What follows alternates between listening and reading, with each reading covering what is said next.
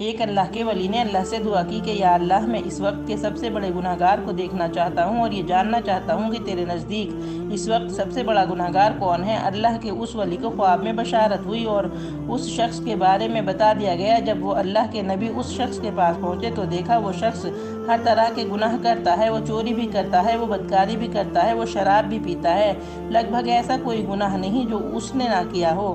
اس کے بعد اس اللہ کے ولی نے اللہ سے پھر سے دعا کی، اے اللہ میں تیرے سب سے نیک بندے کو دیکھنا چاہتا ہوں۔ انہیں پھر سے بشارت ہوئی اور جب وہ اس شخص کے پاس پہنچے تو دیکھا یہ تو وہی شخص ہے۔ تو اس اللہ کے ولی نے اللہ سے سوال کیا، یا اللہ یہ کیسا ماجرا ہے؟